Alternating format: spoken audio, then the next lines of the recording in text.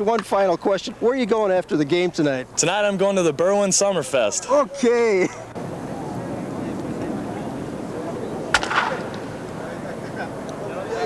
Ron, one more final question before you go into your hitters meeting. Where are you going after the game tonight? I'm going to Berwyn Summer Fair. All right. Come out and see us. Fantastic. Let me ask you a final question here. Where are you going after the game tonight? Berwyn Summer Fair. All right. You're the fifth one.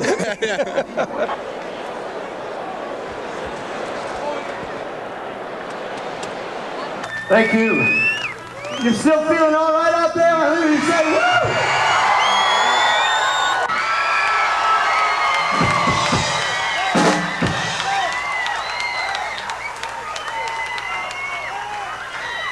We want to thank you for putting us in the driver's seat today. We hope you had a good ride, and this is the vehicle that got us here today.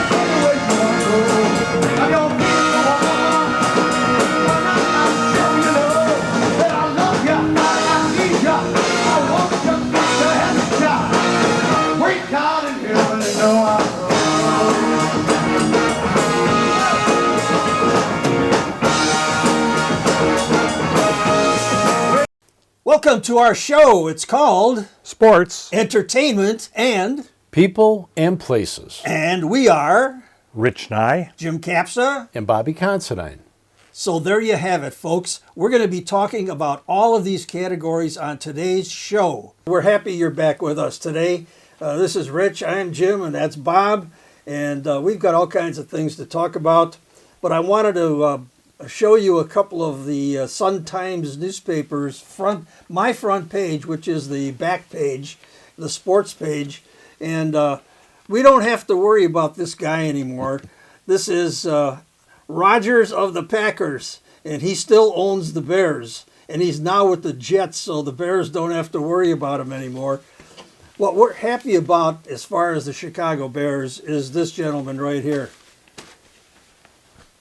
Mr. Wright, Ardell Wright, and he's the tackle from Tennessee who's going to be protecting our quarterback, Justin Fields, and he's not going to be sacked as many times as he was last year. So this is the 9th pick in the NFL draft that the Bears made, and let's all wish him a lot of good luck. Rich and Bob, I don't know who to talk to first. Let's talk to Bob first. I think Rich was first the last time. Sometimes I'm short on words, but go ahead. Well, he's got a lot to tell us about the vacation he was just on. So Yes. I want to ask you, I noticed that you brought something that I didn't even recognize at first, but that I actually presented to you, right? Yes, you did. Show the fans of the viewing audience what that is. Besides a nice baseball for our World Series win the second time, first time was with Rich, you presented me with this trophy. It's for the Berwyn Diamondback championship season that we had. And you gave me the MVP, but I think that if you talk to all our players, you were actually the MVP for all of us. Well, you were not only a good player, but you were a good manager. And I thank you a lot for that. All you did for our team. For the people out there in the viewing audience, this is Berwyn Diamondbacks 2006 champions of the Roy Hobbs Baseball Senior Baseball League Finals MVP, Bob Considine, and he was our best pitcher, no doubt about it. We had a couple other pretty decent pitchers. We had a real good team. But you were our number one. Well, I hope you got a close-up of that. I think what's on the baseball? The baseball was just a baseball that you had gave me after the World Series in Arizona that hopefully you'll re-sign for me today, and maybe I'll get Richie's signature on there. And one last thing that I had, I was fortunate enough this past weekend actually to enter a open advanced pickleball tournament, and Pickleball. started out losing the first game and ended up going my way through and ended up taking second place in the pickleball right. tournament. So it's a great game. It's a game for everybody. And Well, explain that ages. game a little bit for the folks in the viewing audience. I know a little bit about what pickleball is. I'm sure there are people out there that they're looking at each other. What is pickleball? Well, pickleball is a game that's really hot now through the whole country, and it's a small tennis court. You're playing with a wiffle ball and short paddles, and the best part is playing doubles and it's good for people of all ages, young people, and there's even people in their 80s and 90s out there Really? getting exercise. They're reaching, they're bending, they're just laughing and having a good time. Huh. And the court is set up, it's about 44 feet long by 20 feet wide. It's a short net. I think it's 32 inches in the middle and kind of goes up to 34. And you serve, you're back and forth, then you're just battling for points. Oh, very good. The interesting part is they have an area out front of the net called the kitchen. The kitchen. The kitchen is 7 feet from the net on each side, so you can't go into that kitchen unless the ball bounces in there and then you play. Otherwise, big guys like Rich would be taking care of the net. You'd well, never he's got get an it over him. advantage, right? With Oh, the he's long arms. and he's athletic. Yeah. And he's athletic. So, but that's basically what pickleball is. It's a great game for everybody, and it's just catching on through the country. So I thought something different than baseball. Yeah, I yeah. would try it. Well, that's great. I know you're in a lot better shape than I am, and so is Rich. But let's get Rich involved in this too. Have you ever tried pickleball? No, but I'm very interested in staying active. Golf is it's a lot of fun, and that's what I like to do in my spare time. But that's not much physical activity like the pickleball would be. So You'll be great. You'll be absolutely. Well, for those of you who are new to our show, Rich Nye is a former Major League Baseball pitcher. He spent most of his time with the Chicago Cubs. And Bob Considine is a 30-plus year retired firefighter. Yes. And one of the best athletes I've ever met in my life. Two of the best athletes right here that I've ever had the pleasure of palling around with in my life. And we're going to talk to you more about some of your extracurricular activities when you went to the college that you went to in At college. Illinois State. Illinois State in Normal, yeah. You had quite a couple of experiences down there. But first, let's get to Rich with his vacation to South America. Tell us all about it. Well, this was a celebration of my wife's 70th birthday, which was put off because of COVID. So we scheduled it for this year. And for my 70th, we went on an expedition with National Geographic to the Galapagos Islands, and it was a fantastic experience. So I decided that we needed to do this again, another expedition. Now, this is not like a cruise, although you're on a ship, and it's like a cruise ship. There's like 100 passengers, paying passengers, but you are exploring. You're taking little side trips. You stay on the ship for 16 days. You have your own room. You all your stuff is unloaded, and when you go outside, it's just layering up depending on what the weather's like. So we took this expedition to Patagonia, which is the southern tip of South America. And we chose that because we were going to see amazing wildlife. We were going to see amazing land forms, glaciers that are coming right down to the water that you're sitting on, and seals and penguins. The Magellanic penguin, which stands about 2 feet tall, 2.5 feet tall. And so we, on this 16-day adventure, and it was definitely an adventure, and all the people on this boat are really into animals, they're into wildlife, they're into nature, and Let me interrupt you here photography, for a sure. second. For the folks out there, our fans in the viewing audience, I introduced Rich as a former Major League Baseball pitcher, but I neglected to tell you that for 40-some years, he was one of the finest veterinarians in the Midwest, and you still are, right? I am actually, my hand-eye coordination is still good, so I am still doing surgeries, and I do only exotic pets, which are non-dog and cat pets, okay? So birds and small mammals and reptiles. I've sort of retired from that seeing the client practice, but I will continue to help out with my surgery and mentor young veterinarians that are coming along. Yeah. great. At the end of the show, we'll have on the credits how you can get in touch with both of these gentlemen, Bob and Rich. And at the end of the show, I'm sure you'll be kind enough to give us the address and phone number where people can contact you, right? Oh, absolutely, Yeah. Okay. absolutely. Go ahead. Now go ahead with your Well, penguins. so every day, the National Geographic associated with Lindblad Explorations, and they have an itinerary set up every day where you have options. You can stay on board. You can get in a Zodiac and tour the water area around. What's a Zodiac? A Zodiac is like a floating raft with a big motor on it. It holds about 10 people. And you've got a naturalist that is steering and explaining things to you as you drive around. I mean, it's just a fabulous experience. You're going right up to the glacier edge. You're looking at animals that are there. You're looking at the birds. You're looking at things in the water. Penguins swimming in the water, and ducks and geese, and we saw. And I'm into birds a little bit, so we saw flying above us in the Andes the Andean condor.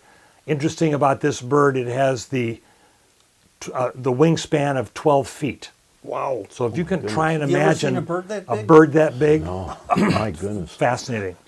Albatross, they spend all their time just hovering and floating on the wind currents. They hardly ever go on land. It was just a wonderful experience. So if I had to recommend an adventure for anybody that wants to go out into the world and see something really unique and have a first-class time doing it, this was the way to go. Because Rich, I had a question for you. Sure. Now, the condors, are they nesting up in the mountains in the snow? Where are yes, they basically yeah, nesting? they nest up in the high areas up in the Andes, and there is tree vegetation going up because again, the Andes here are only 2,000 feet high.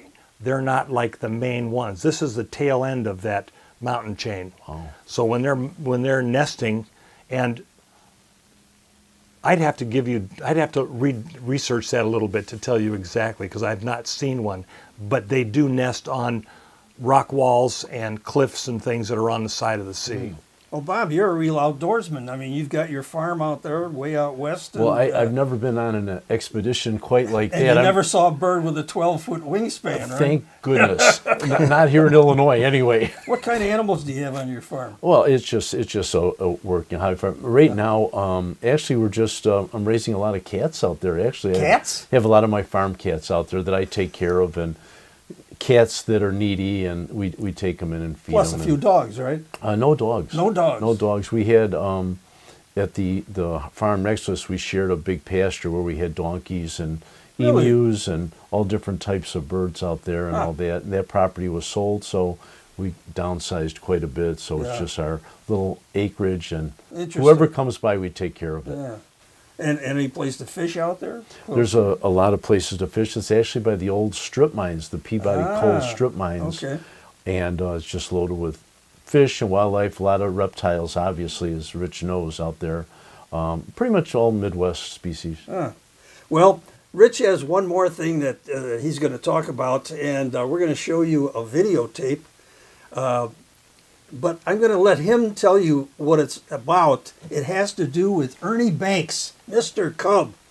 And we go back to 1977. You were a rookie in 67, right? 60. Well, that was my First my year. first rookie year. Yeah, I came up you in won, the end of '66. You won 13 games. You set the did. rookie record, which was tied by Kerry Wood in 98, I believe. That is correct. Right? Absolutely. But in 1977, you went to Wrigley Field to play in what they called an old timers game or a Hall of Famers game.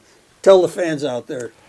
Well, even though the Chicago Cubs are one of the oldest teams in the National League, they'd never actually had an old timers game. So the very first official old timers game that they had was in honor of Ernie Banks getting into the Hall of Fame. So he kind of switched between the old timer Cub and the Hall of Fame team. And but when they announced, they were all these Hall of Famers that were on one side. I mean, I cannot even tell you all the names. I can't remember them all, but just phenomenal. You look at the record books, and these are guys that had all the records. Little Poison and Paul and Lloyd Weiner. Right. Thank you so much. Those names ring a bell. Right. And so Luke Appling of the White Sox. Absolutely. He played in that game. Absolutely. So there were so many of the old-time Cubs on the old-timers team, and so many of us were pitchers, that they allowed each pitcher to throw against one batter. And it just turned out that my batter was Ernie Banks. And I thought... Intimidating, right? Well, yeah, I wanted him to hit the ball out, a home run. I wanted him to hit the ball out. But I'm trying to throw it. I'm still in pretty good shape in 1977 because I was playing, not even then, I wasn't even playing in the men's senior baseball league yet. So I really wasn't that out of shape. And so I wanted to make sure I was getting the ball over. I threw, lobbing the ball in, I threw 3 balls and got him to swing at one and foul it off. And I finally put one down the middle, and he got to base it up the middle. But as I was throwing, and I was throwing balls, the crowd was booing, and I thought, oh, geez, I am going to be the GOAT. And as it turns out, I was very happy that he got the base hit. That was great. Well, we're going to show that little clip to you right now, and after that little clip, I'm going to tag on the classic, I call it a classic interview, that I did with Ernie Banks when he came to our little tiny studio in Berwyn, Illinois, quite a few years ago. I would have to look it up to see exactly what year it was, but he came, he was dressed to the nines, and he had his nice black suit and tie on. The most important part of this is Rich and I pitching to Ernie Banks, and after that, you're going to see my interview with Ernie Banks. Now look who's batting. Ernie Banks. Standing ovation.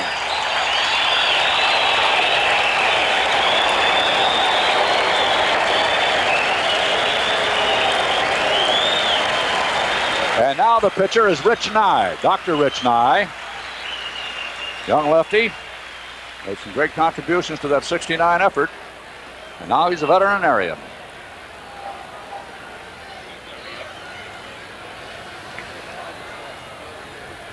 Little high. In batting practice, Ernie sent one guy back to the Vines to pull one in. 512 home run. Too high.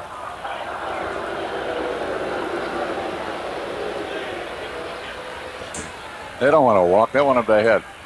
That's ball 3. Come on, Rich. Get it in there.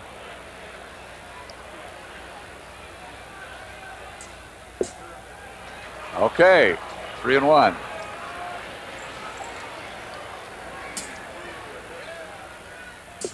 That's a strike. Full count.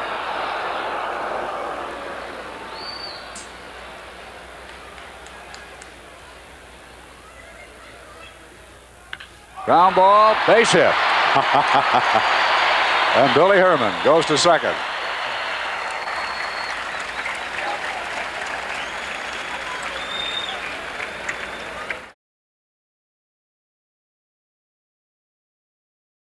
Did you ever dream when you were playing high school ball you were in high school in 1952, I would imagine. Didn't you play just 2 years of professional ball before coming to the Cubs? Actually, I was a softball player. A softball player? We had no baseball in the high school I went to in Dallas, Texas, and I played on a church softball team for the most of my young life. And then a fellow by the name of Bill Barrett came up and asked me would I like to try playing baseball. That's when I got into baseball. But basically, I was a 16-inch softball player around Dallas, and I enjoyed that very much. Not even the 12-inch, the big 16-inch without the gloves, huh? Right, without the glove, and I enjoyed it. It was a lot of fun. Well, you must have had one or more people in your youth that taught you the fundamentals of playing hardball because you played some real hardball through the years. Do you attribute your success or your learning the fundamentals to any one person? Yes, I do. A fellow named Bill Bear and another guy named Hank Thompson used to play with the New York Giants. Good third baseman. Hank usually come through Dallas after the season was over, and when the major league player come into town, in those days people got excited, and he got me aside and he showed me little techniques about hitting and fielding and base running and those little things, and it stayed with me. And then after that, I moved up to Kansas City Monarchs, and a guy named Buck O'Neill helped me a lot in developing the fundamentals of the game. And then when I got to the major leagues, I worked a lot with a young man named Jackie Robinson. He helped me a lot with playing the infield, positioning. And then I played with a guy named Gene Baker. So all through my career, I was with people who understood the finer points of playing baseball, positioning, the pitchers, the catcher's sign, the wind, the sun, and playing all those things, and it helped me a great deal. So there you have it, sports fans. I really enjoyed that interview with Ernie Banks, and he wanted to go out and play too that day, but I didn't have the initiative to do that. I was very happy he was able to come to Berwyn to be on the show. And Rich, I have to give you a lot of credit. I mean, you could have struck out Ernie Banks there if you wanted to. I think so. I think so. But I did He not got cheers want to from be the the crowd. GOAT. That's what I wanted, and I really wanted to see him hit another home run. Yeah, yeah. Well, I have 4 books here, and these are not nearly as important as the things that we're going to talk about today. But I like my favorite books. I read a little bit now and then. Are books that maybe you've never heard of before, but I'm going to get them on TV. And this one, we had this man by video on our show. Actually, we had a rerun of the video, and this is Monty Roberts, and this is his book, The Man Who Listens to Horses. And he is the original horse whisperer.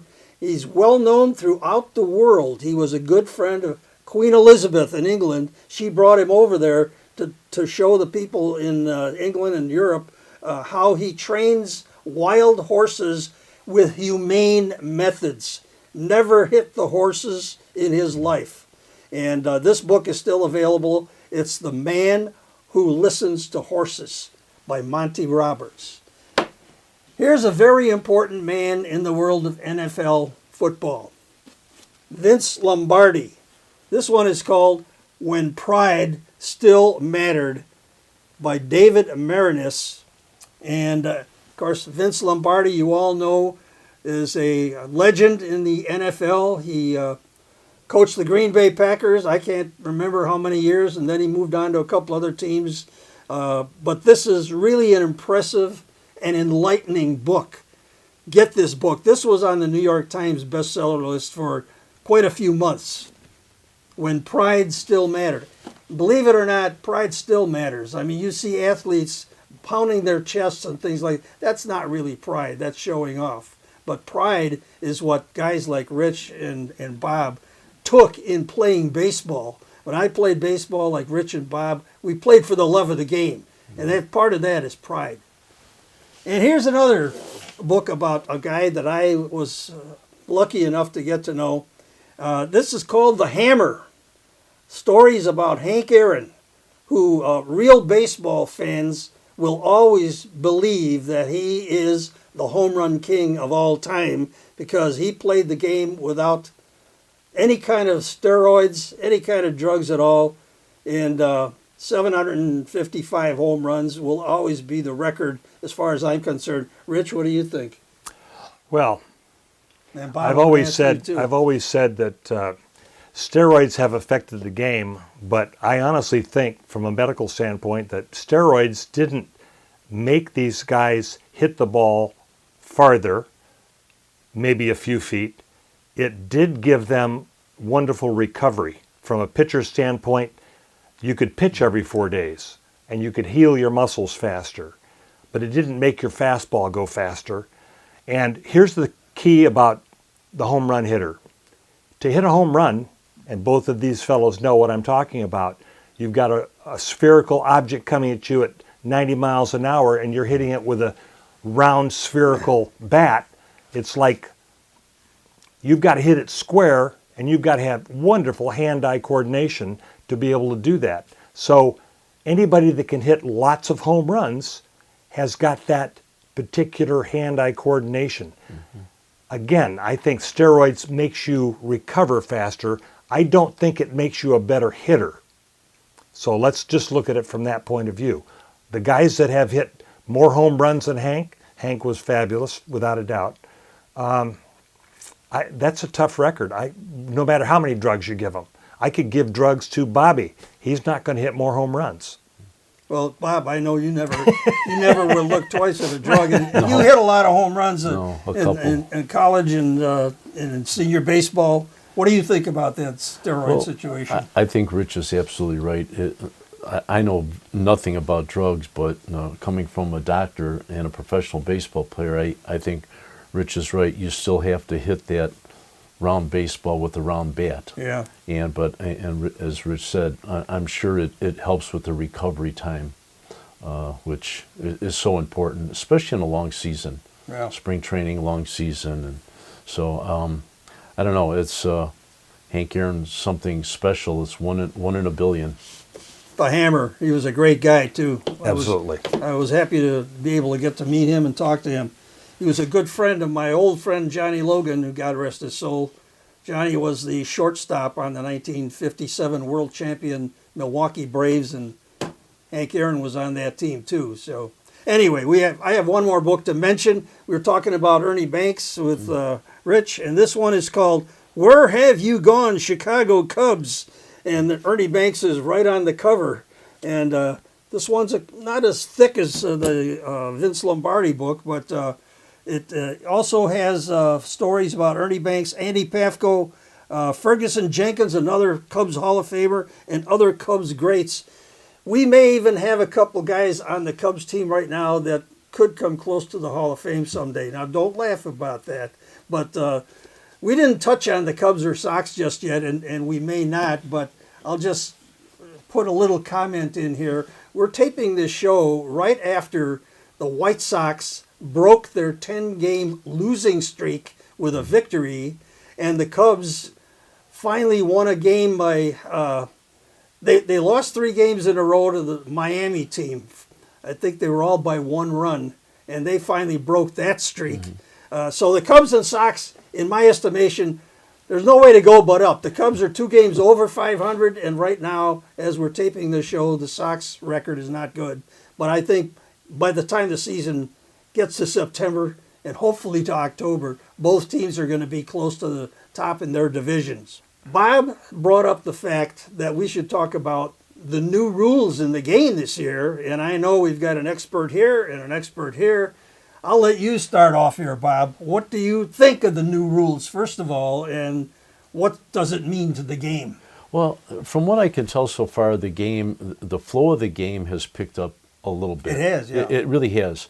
And I think looking from a pitcher's point of view, and I want Rich to explain from him, he was a major league pitcher, trying to keep that runner on first base close is very important. Who I feel, and we won't know until probably the All-Star break, when all the statistics keep coming in. But I feel bad for the catchers, because the catchers are at such a disadvantage right now, not with the shorter distance between first and second base. It seems to me that every one that gets on first base, it's like a double. Yeah. And Rich, how do you see it from I mean, I could explain, but how do you see it from the professional pitching outlook? One of the things, let's go to the time element between you throwing a pitch to throwing the next pitch. I think that's a benefit to the pitcher, because I think it makes you focus more on what you've got to do. You aren't going to be distracted by what the batter's doing in the batter's box, and he's grabbing his crotch and adjusting his hat and his glove and all that crap. You're focusing with the catcher on what the next pitch is, and you're thinking about that, and you're getting ready, and you are not wasting an awful lot of time to get set up to do that. But what I don't see happening is I don't see these pitchers developing more skill with the pickoff move. Mm-hmm. And I remember when I was in college, I had a fellow from the St. Louis organization. His name was Bill White, W-I-G-H-T. First baseman. And he happened to be really amazing at teaching a pickoff move. And so I'm in college, and he spent an hour with the pitchers one day, came by Cal Berkeley and worked with us. And I remember in the next game, I pick 2 or 3 guys off base. And it's like, how do you do that? Well, you have to practice, practice, practice. And if you practice that, the runner at first does not get the huge lead. You keep him closer.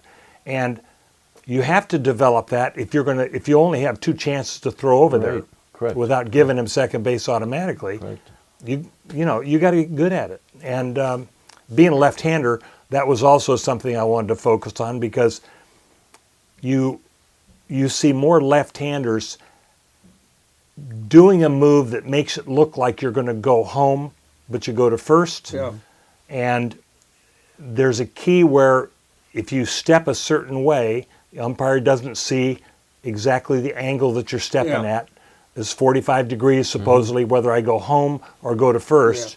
And so we always just edged a little bit towards the first base side, in order to be able to make the move over there quickly. But You're touching on the balk rule, which is one of the totally. weirdest rules in baseball. I don't know. There must be 20 ways to balk, I guess. Totally. And you, as the pitcher, if you're going to throw to first base, you've got to have that foot pointed towards first base. Right. And another thing, I can remember a game, we were in Philadelphia, and I had a runner on third base, Tony Taylor, and I'm in a stretch, and I go into my stretch and I start to deliver, and he starts breaking for home plate, and I catch that out of the corner of my eye. So I step off the mound, I throw inside to Hundley. Hundley puts a tag on him, he's out. Gene Mauch comes running out of the dugout. He's screaming, balk, balk, balk. And fortunately, all the base umpires noted he stepped off the mound. So you can't. So Gene you Mauch can't was do those wrong things. once, huh? He was wrong once, but he was way ahead of his time. I have to say. So that. he was a smart manager. Oh, So totally. Jim, I know you come from a catching background. Yeah, yeah. Well, how would you like to be catching today No. in the big leagues with all the new rules No, and the trying ma- to throw somebody out at second base? The main thing is that they're teaching the catchers the wrong way to catch. They're teaching the catchers in the major leagues, also in the minor leagues, they can't come up, the players can't graduate from the minors to the majors unless they do it this way, and that's put one knee on the ground. When you put one knee on the ground, you're motionless. You can't You're at a you can't disadvantage. move one You're way at a or the other. right. And unless you have an absolutely strong arm that you can throw with both knees on the ground, you just can't throw people out. It's almost impossible. So I don't know what the answer to that is. I just think the coaches are teaching the wrong way to catch. So they're going to have to retool all the education, whether it be the pitchers with a glide step. Rather, Rich and I talked Right. about gliding either way and not putting a leg up. The catchers are going to have to be re-taught how to play with that short base distance now. Well, there were certain That's catchers. I interesting. know you were talking about catchers, excuse me, that can throw from the knees and still Yes. get guys out. Yep. Well, Contreras, who played for the Cubs last year, could almost do that, but he Absolutely. wasn't quite as strong as guys like Manny Sanguillen. Remember him? Right. He could Yep. throw from a knee to second base and still get a guy stealing. Absolutely. Caught stealing. So, well, the time that is allotted to pitchers now is 15 seconds when there's nobody on base. They have to get a pitch off from the time he gets the ball back in his glove from the catcher. 15 seconds to throw the next pitch. If there's a man on base, he gets 20 seconds. And then you touched on the fact that he can only throw over twice to Right. try and pick somebody off first Right. base. And if he doesn't get him off first base, the next time he throws over, if he doesn't get the man picked off, the man gets second base. Right. So that's a lot for a guy to think about. Oh, totally. Yeah, and the batters also they've got to play hurry up. Also, they've Yeah. got to get their gloves I ready like that part and of get it. and Oh, get, get in totally. there and get ready to hit. You know, the benefit here is if you looked at games that I played back in the 60s and 70s, it was an hour and 3/4 to 2 hours for Yeah. a game. And it got to be, with all the breaks and all the time that everybody was taking, it got to be 2.5 to 3 hours for Yeah. these games. Pitching changes, taking the time, trips to the mound. If you had Bob Gibson pitching against Fergie Jenkins, it was an hour and 45-minute game. 1-0, done. And I think just the fact that the batters can't step out of the box after every pitch and adjust their gloves and all the equipment they're wearing. Some of these guys have so many pads on, they look like robots up there, for Pete's sake. You can't blame them because the pitchers are throwing 97, 98, 99 miles an hour. But anyway, we're going to talk a little bit more about this and a couple other things, but we're going to give you another classic interview that I did quite a few years ago up the Stevens Convention Center at a collectible show. And I don't know if this is going to throw you guys for a loop, but do any of you remember who was the first most valuable player in a World Series? I do not. I just He's a read pitcher. that. I just read that and then His name forgot was about Johnny it. Padres. Thank you. Of Yes. Brooklyn, Oh my and God. he Okay. did it in 1956, or was it 55? 55 or 56, when the first one and only time the Brooklyn Dodgers defeated the New York Yankees. 55. That was it, 55, in the World Series. Johnny Padres was picked as the very first MVP in a World Series. And he's a great interview. He's got some really interesting things. You're going to see that interview right now with Johnny Padres. Do you mind telling us what your top salary was in the major leagues? Well, in 1961, I won 18 games and lost 5. I might have won 20 that year, but I lost my dad in September, and I didn't do much pitching in September. That would have been the year I could have won 20 games. But the next year when I went in, I said, boy, I'm going to get a real big raise. I think I was making something like $22,000 in 1960. Okay. And Mr. Bavasi, who was the general manager at the time of the Dodgers, he says, "No, I don't want to put any pressure on you, son." He says, "You're getting a $13,000 raise. I'm raising you up to $35,000." Wow. I said, "What? I thought I was going to make about 50 or 60." He said, "You know that mining town you live in up there?"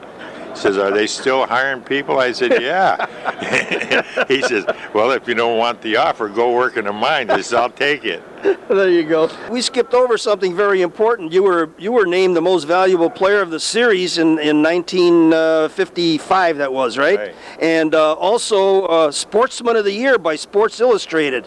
So that must have been your best year. Is that what you consider your best year? Well, I would have to be my best year, but it wasn't my best year. In fact, I was a losing pitcher in '55. I won 9 and lost 10. So it really turned out to be the best year, but it really wasn't. But that year in '55, I started out like I had 7 wins in June and 2 losses, but I had injuries all summer long, and I ended up being out with a bad shoulder for about a month and a half. And you know, when you get out of shape, you just don't come back like you do. But I got good late in September, and the Dodgers started me in 2 games in the World Series. So apparently, you know, the 9 and 10 didn't make that much difference to the Dodgers. Well, you were well rested. I was well rested. I was a fresh pitcher, just like a horse that hadn't been out for 3 months. Well, skip ahead to 1961. Here it says you had perhaps your greatest year in the majors, finishing 18-5 to lead the National League in 1-loss percentage. You won Game 2 of the '63 World Series at Yankee Stadium. The Dodgers, who had beaten the Yankees only once in 7 World Series while playing in Brooklyn, swept the Yankees in the first series between Los Angeles and New York. And that was when you had my old friend Moose Skowron as a teammate. Moose, we got Moose over the winter from the Yankees, and he did a great job for us that year. And you know, it's really something. You got Koufax pitches the first game. I pitched the second, only because we were playing in New York. Otherwise, Drysdale would have probably got that.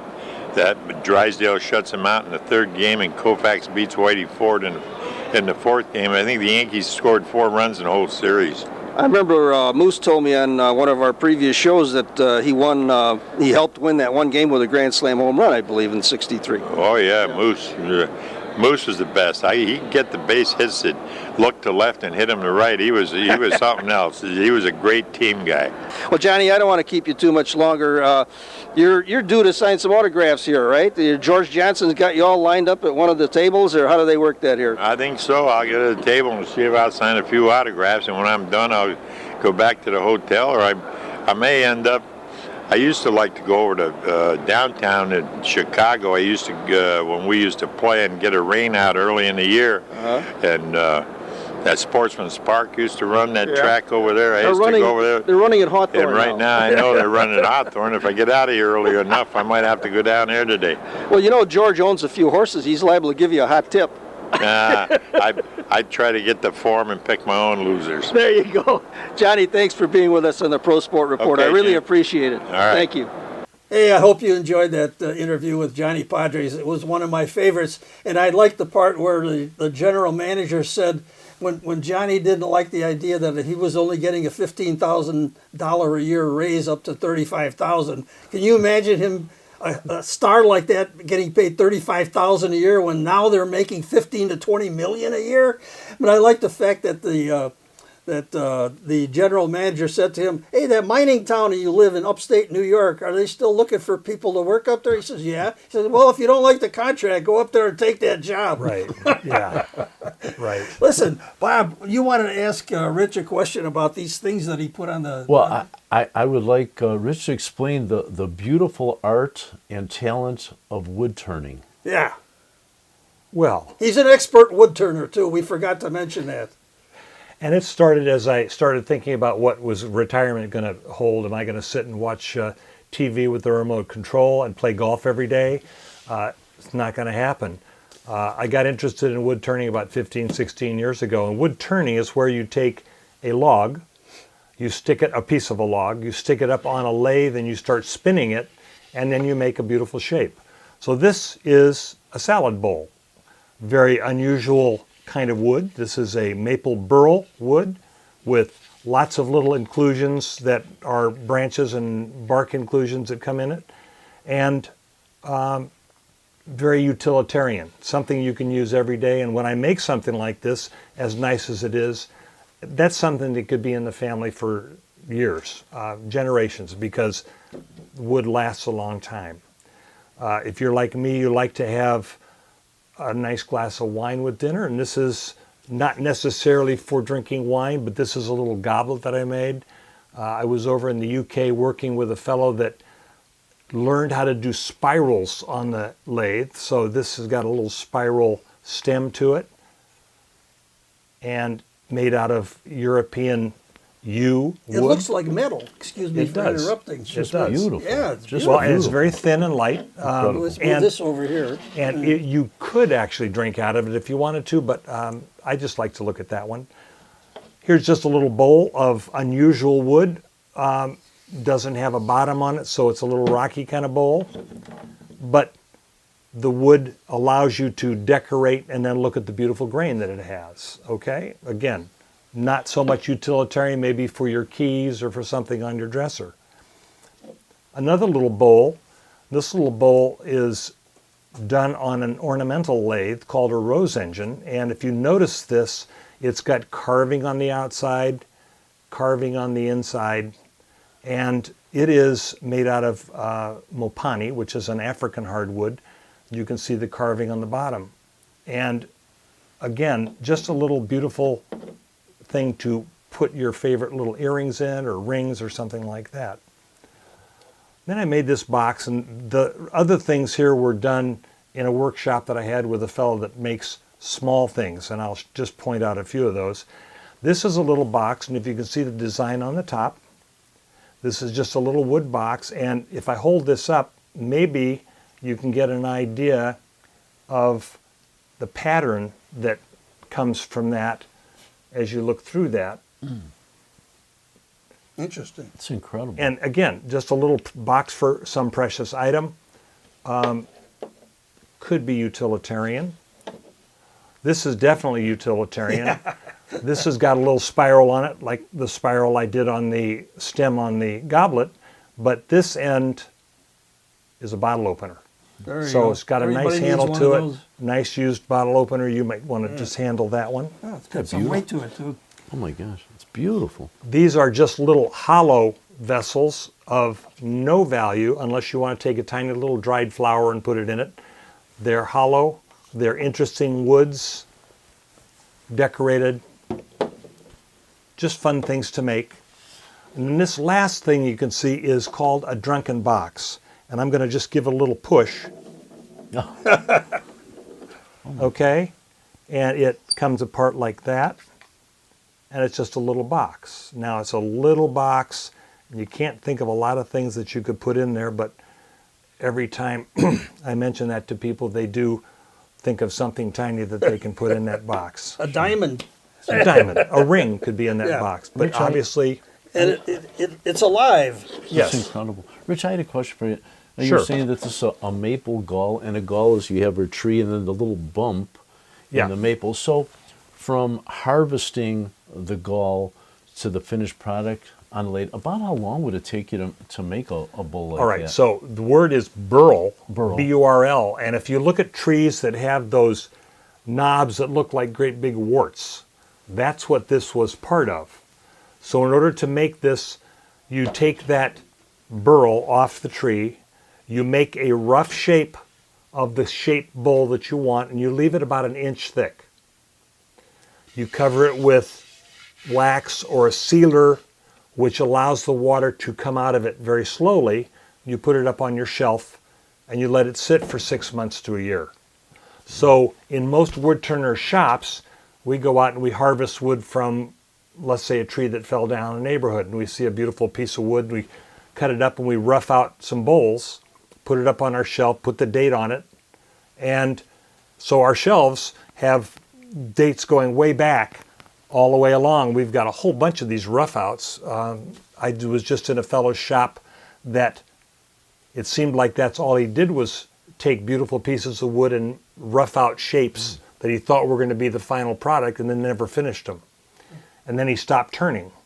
So 2 partners and I ended up clearing out his shop. He had about 300 of these bowl rough outs that we can now make into beautiful bowls and let the public have it in our shop in Batavia called the Batavia Fox Valley Gallery of Wood in the Batavia Boardwalk shops. Very good. Great talent. Great talent. What else that's we it. got, Bob? Well, I don't know. I just want to get back to baseball, Yeah. just real quick here. And I know, and again, getting back to your coaching philosophy about moving players like the Cubs did when they won the World Series. They were having third baseman playing left field and outfielder. And I know you did that. That was your philosophy before Madden came with it to win the World Series. Because I remember you moving people over. You had 2 catchers, and Rich mentioned it in the '69 Cubs, how everybody played every day, and here comes September, and everybody's tired.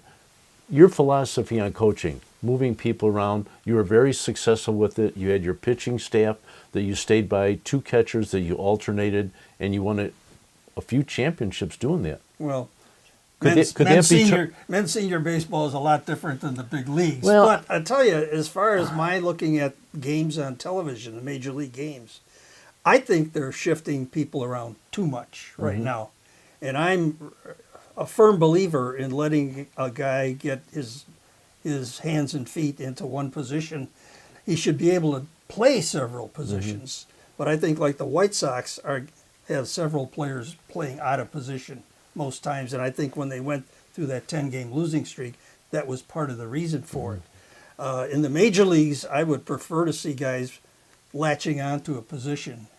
Now, when Leo Durocher, one of your managers, was managing for the Cubs, and I remember you telling us about this, he played the same guys, the same 8 guys, most of the year and wore them out. Am I right or am I wrong? Well, essentially, and if you looked at that, and I just finished reading the draft of a new book coming out about Randy Hundley, my catcher of that time, and he was making the observation that Gil Hodges with the 1969 Mets used all 25 of his players on a regular basis. Now, he's not putting them in different positions. He's putting these players in the position they belong in, but he's given the starters a break, and he's rotating them out so that they don't have to play every single day in 90-degree temperatures. And that's the problem with Leo for 5.5 months when we were in first place.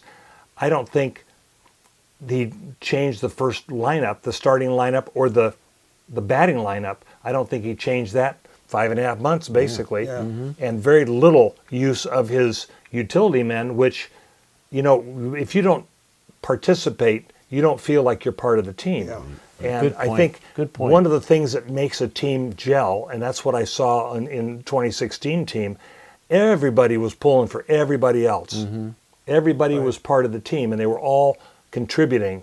And in '69, when I was there, I did a little contributing, but I sat on the bench for 2 weeks at a time without seeing any action, and that just doesn't keep you sharp. It doesn't keep you mentally in the game. And we know all athletics, even though you're looking at these athletes that are wonderful physical specimens and performers, all performances really depend a huge amount on the mental status at that time. Yeah, and in the clubhouse too. Oh, totally. Off the field. Absolutely. We've talked about the mental aspect of the game, and a lot of that has to do with the clubhouse too. You know, They talk about culture all the time. What do you think about this talk about culture and going through the process and the chemistry in the clubhouse and so forth? Let's think about this. Let's just think about what goes on right now. Every one of the players has a cell phone in his pocket. When he leaves the ballpark, he pulls a cell phone out of his pocket, and he's probably spending the rest of his night on the cell phone. Yeah. He's not going to the bar and drinking with his buddies like I did, or going to a movie with buddies like I did. It is just, everybody's a loner. You know, you're out making your $1.5 million a month, and I have no idea how they're going to spend that kind of money anyway, but nevertheless, they're spending their time on the cell phone. They're addicted to that when they're not playing baseball. Such a good point. So I don't think it builds that closeness and that team spirit. And I think it is. There's an awful lot of spirit going on. Absolutely. And when you were playing the off season, your team had to go out and get side jobs, had to go out and they had to work. Oh, for sure. They had to work. For sure. My old friend Andy Pafko sold sporting goods during the winter. And he was one of the top outfielders in the National League, for Pete's sake. Yeah. Oh, yeah, Andy Pafko. He's looking down, smiling at us. We did a show in his family room up in Mount Prospect one time.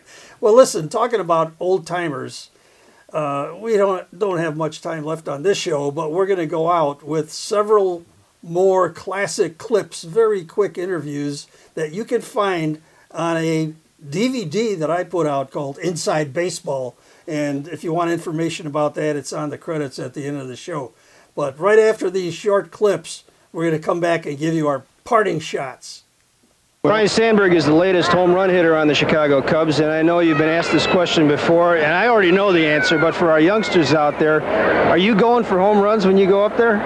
No, not at all. That's not really really the style of my hitting. When I hit home runs, it's times where I just get my pitch to hit, and I have a good swing at it, and get the ball up. And yesterday was one of those days where the wind's blowing out a little bit, and I just happened to hit a couple balls good up in the air, and they're home runs here at Wrigley.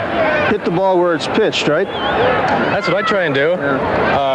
If the pitch is away from me, then I have more success hitting it the other way or up the middle. And when I do that, then I'm staying within myself, and I hit the way that I'm supposed to hit, and then I'm successful. Now that's a term that we've heard an awful lot. Players use that term, staying within myself or having an idea up there. What is your definition of staying within yourself?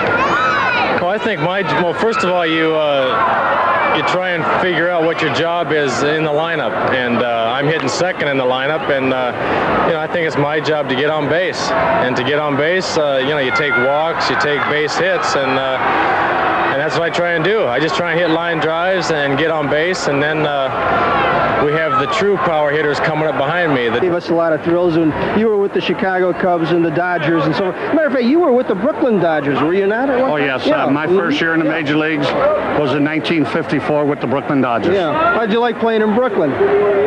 Brooklyn, to me, there's three parks to me that always stick out in my mind. Ebbets Field in Brooklyn. Which is gone now. That's right. Fenway Park in Boston and Wrigley Field. They've always been three of my most favorite ballparks. and Fenway and Wrigley Field still my two favorite parks. Yeah, but we're doing a special on the Chicago White Sox, but it certainly wouldn't be complete without a member of the opposition, and of course, Kansas City Royals star third baseman is George Brett. George, did you bring didn't tell me this for the White Sox. See you later. Did you bring your bat with you, George? I brought a bat. This isn't my bat. That's my bat's not buried in the bat case, and the bat boy's still trying to find it. Okay, the reason I asked him, I was going to take a look at that bat and I was going to check the pine tar. That whole rigmarole, you're probably tired of talking about it by now, but it's got to bring a smile to your face, doesn't it? Well, with the end results, yes. When the whole commotion was going on, I was a madman. Yeah, I just blanked out. I didn't know what I was doing. For about 20 minutes after that game in New York, I was hyperventilating in the dugout or in the locker room. I almost fainted. That's how mad I was. And I very seldom get mad at this game because it's a silly game that we play. You know, this is a stupid game. You go out here and you try to have fun and help your team win. And if you don't win, you're trying to analyze why you didn't win and maybe correct it for the next game. But that was just a series of circumstances that I want to forget, and I had forgotten it until you brought it up. Gee, now I got him mad at me.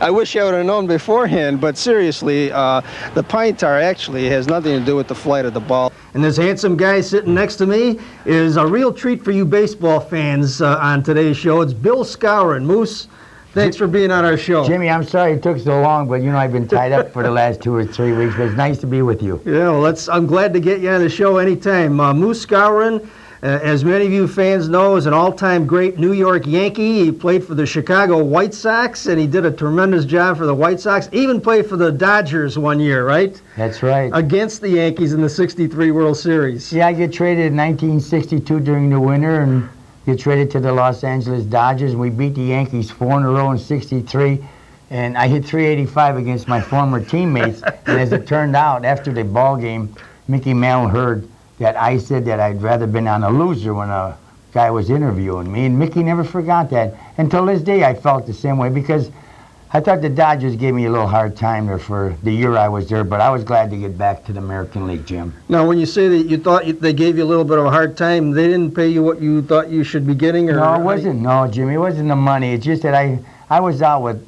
Drysdale and Koufax and Ron Peranowski, and we had dinner together, and I heard Johnny Padre say that I was committed to the Washington Senators in June. Oh, yeah? And now I go home, I tell Dick Trujewski, my roommate, I says, Dick, I says, you know, this isn't right. I said, I just found out I've been traded. He said, how do you know that? I said, well, you know, Johnny Padres is close to Buzzy Bavasi, and they already committed to me in June. After the World Series, Buzzy Bavasi calls me up. He said, Moose, we're trying to get out of this deal. Oh, really? And I went through a lot.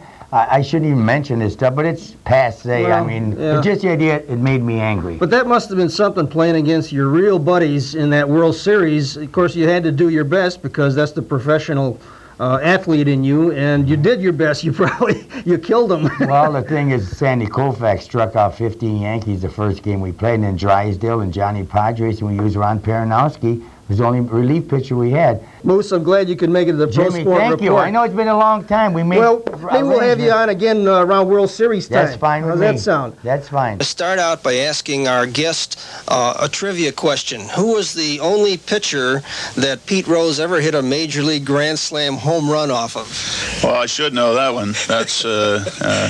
That's in Trivia Pursuit right now. So Dallas Green's the answer, and Pete never has let me forget that either. A friend of mine asked me, he said, if you get to talk to Brooks Robinson, ask him how he made all those diving catches. Did he have glue in his glove?